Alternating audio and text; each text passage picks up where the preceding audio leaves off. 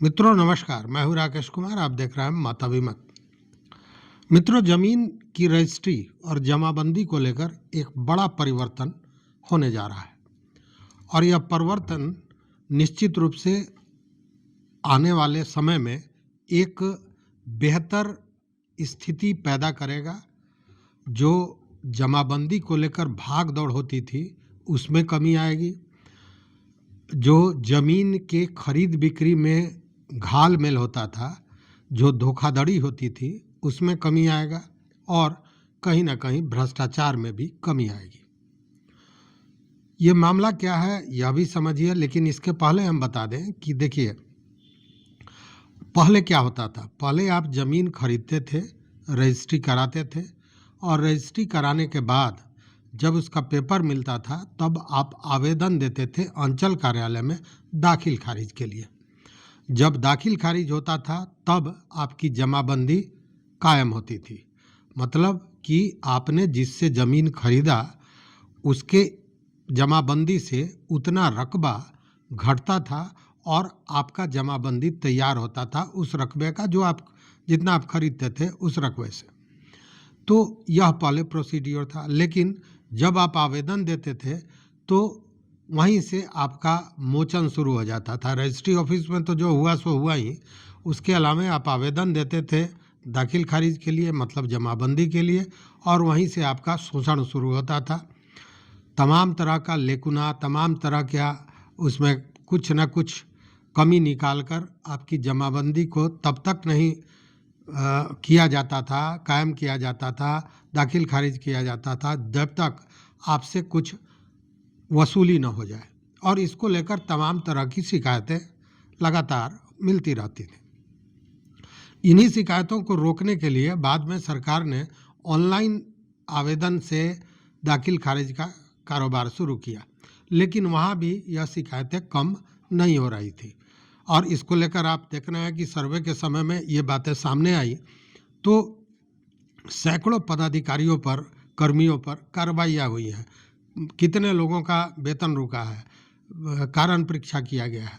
और मंत्री ने तो स्वयं, राजस्व एवं भूमि सुधार मंत्री दिलीप जायसवाल ने स्वयं भ्रष्टाचार की गंगोत्री की बात बताई कि विभाग में किस तरह भ्रष्टाचार व्याप्त है। तो ये सारी चीज़ें हो रही थी। लेकिन यह जो दाखिल खारिज का मामला था, इसका एक दूसरा पक्ष भी था कि देखिए, होता क्या था कि पहले दाखिल खारिज मैनुअली होता था, हाथ से होता था। तो आपने ज़मीन खरीद लिया, ज़मीन आपने खरीदा, लेकिन किसी कारणवश आपने दाखिल खारिज नहीं कराया। तो जिससे ज़मीन खरीदा उसके अकाउंट से, मतलब उसके जमाबंदी से, वह जो रकबा है जो आपने खरीदा है वो घटता नहीं था। तो घटता नहीं था तो वो ज़्यादा दिखाई देता था और उसी में दुर्घटनाएं होती थी, मतलब घाल मेल होता था, धोखाधड़ी होता था। मान लीजिए आपने किसी व्यक्ति से जिसके पास 10 कट्ठा ज़मीन है उसमें 3 कट्ठा ज़मीन खरीद लिया और 10 कट्ठा ज़मीन में 3 कट्ठा खरीदने के बाद आपने रजिस्ट्री करा ली है, मतलब, लेकिन किसी कारण से आपने दाखिल खारिज नहीं कराया। वैसी स्थिति में उसके अकाउंट में तो 10 कट्ठा ही दिखा रहा है उसके जमाबंदी में, जबकि उसने 3 कट्ठा आपको बेच दिया है। तो अब तो घट के उसकी जमाबंदी में 7 कट्ठा हो जाना चाहिए, लेकिन दिखाई दे रहा है वो 10 कट्ठा, इसलिए कि आपने दाखिल खारिज किसी कारण से नहीं कराया। अब वो व्यक्ति चाहे तो उसी 3 कट्ठे को जिसको आपसे बेचा है फिर दोबारा बेच देगा, और जो खरीदने जाएगा वो ज़्यादा से ज़्यादा क्या करेगा, अंचल कार्यालय में जाएगा, रजिस्टर 2 में चेक करेगा कि भाई इसके पास उतनी ज़मीन है कि नहीं। तो पता चलेगा कि हाँ, उसके पास तो 10 कट्ठा ज़मीन है, जबकि वो 3 कट्ठा पहले ही आपको बेच चुका है। लेकिन चूंकि दाखिल खारिज नहीं हुआ है इसलिए उसके जमाबंदी में 10 कट्ठा दिखाई दे रहा है। तो इस तरह की धोखाधड़ियाँ होती थी। और ख़ासकर जो ज़मीनी कारोबार के लोग थे, आपने सुना होगा, अपने अगल बगल निश्चित सुना होगा कि एक ही ज़मीन को 3 आदमी को बेच दिया गया। उसमें होता यही था कि जमाबंदी में उसी व्यक्ति का नाम रहता था, वो लगातार बेचे जा रहा है। तो ये सारी चीज़ें चलती थी और इसमें कहीं ना कहीं अंचल कार्यालयों की मिली भगत भी होती थी। इन सारे चीज़ों को देखते हुए अब यह कानून लाया जा रहा है या नियम लाया जा रहा है कि जैसे ही आप जमीन की रजिस्ट्री कराएंगे स्वतः ही वह विक्रेता के जमाबंदी से वह रकबा घट जाएगा। मतलब कि पहले जो आप रजिस्ट्री के बाद अंचल कार्यालय में जाकर दाखिल खारिज के लिए जमाबंदी के लिए आवेदन देते थे, अब ये आवेदन रजिस्ट्री के साथ ही स्वतः अंचल कार्यालय में चला जाएगा और उसके बाद अंचल कार्यालय दाखिल खारिज करेगा। उसके अकाउंट से, जो विक्रेता है उसके अकाउंट से उतना रकबा घटाकर आपकी जमाबंदी कायम करेगा। इसके लिए आपको अलग से आवेदन नहीं देना पड़ेगा। तो अब सवाल उठता है कि रजिस्ट्री विभाग दूसरा है, राजस्व एवं भूमि सुधार विभाग दूसरा है, तो इसी को ठीक करने के लिए दोनों विभागों में समन्वय पैदा करने के लिए काम चल रहा है और दोनों ही विभागों के सॉफ्टवेयर को एक किया जा रहा है कि जैसे ही रजिस्ट्री हुआ वो आवेदन अंचल कार्यालय में चला गया और अंचल कार्यालय से उसके वो रकबा घटा, मतलब दाखिल खारिज हुआ और जमाबंदी का कागज़ आपको मिल जाएगा। जमाबंदी का कागज़ भी आपको आप जहाँ से चाहें, अंचल कार्यालय से चाहें वहाँ से ले लें या रजिस्ट्री विभाग से चाहें वहाँ से ले लें।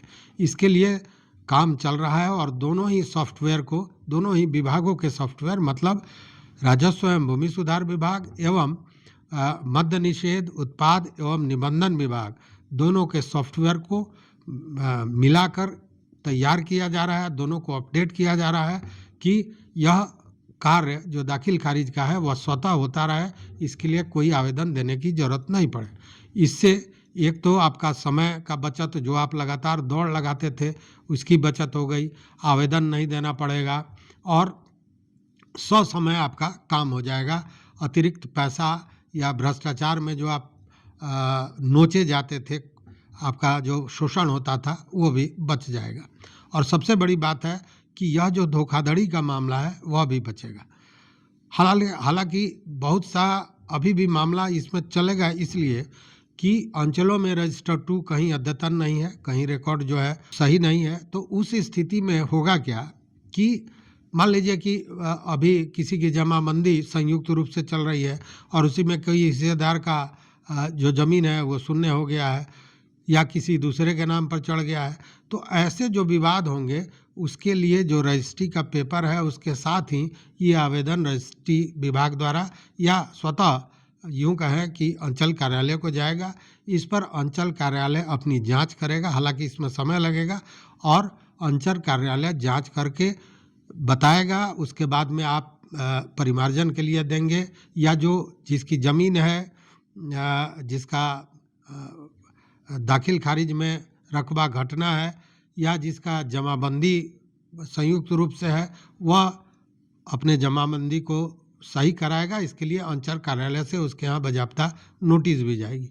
तो यह सारी प्रक्रिया होगी और इससे सबसे बड़ा लाभ यही होने वाला है कि यह जो बहुत आसान हो जाएगा। जो दाखिल खारिज सबसे बड़ा काम था, रजिस्ट्री से बड़ा काम हो गया था दाखिल खारिज आजकल कराना, तो ये सारी चीज़ें आसान हो जाएगी।